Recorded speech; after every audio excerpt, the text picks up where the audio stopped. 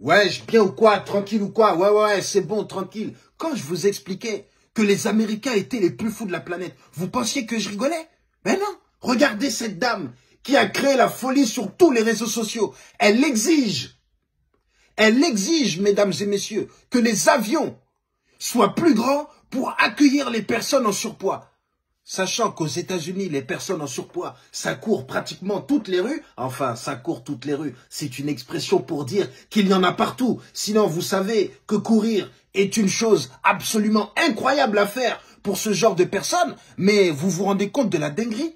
Demandez à ce que les compagnies construisent des avions plus grands pour accueillir les personnes en surpoids. Sachant que les avions ont un poids maximum à ne pas dépasser. Là, il va y avoir un problème. Soit les avions sont plus grands, ça veut dire plus lourds, et accueillent des personnes plus lourdes, et ça veut dire que là, ce sont des avions qui ne vont pas décoller, soit il va falloir, madame, que vous fassiez un petit effort, c'est-à-dire un petit régime, parce que vous n'allez pas nous la faire à l'envers.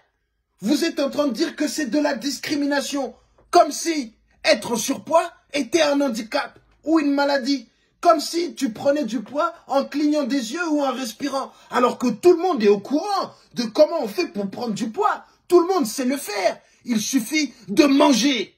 Et attention, on ne parle pas de manger sainement, tranquillement. On parle de manger toute la journée. Manger comme s'il en pleuvait. Comme si ta seule raison de vivre était de manger. Tu comprends ce que je t'explique? Tu manges du matin jusqu'à la nuit. Il peut même t'arriver de manger pendant que tu dors. Tu dors, tu te réveilles, tu manges. Tu comprends ce que je t'explique? Il ne faut pas s'arrêter de manger. Et là, bien sûr, tu te retrouves en surpoids. Mais bon, après, on va pas se mentir que aux États-Unis, le surpoids, c'est presque normal. Donc, elle a le droit et elle a la légitimité de demander des avions plus grands pour le peuple américain qui commence à prendre du poids comme pas possible. Oh là là, les obèses par-ci, les obèses par-là aux États-Unis, il n'y a que ça. Carrément, ils ont créé des mini-voitures pour les personnes obèses. Tu vois ce que je veux dire? Là, ils ont le petite commande comme ça et ils avancent. Là-bas, aux États-Unis, ça fait un carton.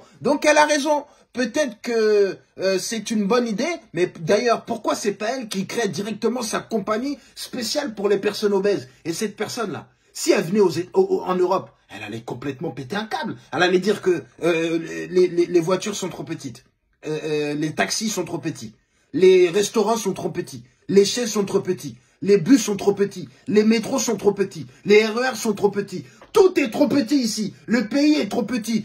Il faut tout reconstruire pour cette dame. Et oui, c'est ce qui va se passer. Heureusement qu'elle n'est pas en France. Hein. Tu te rends compte de tout ce qui allait être trop petit pour cette dame, hein?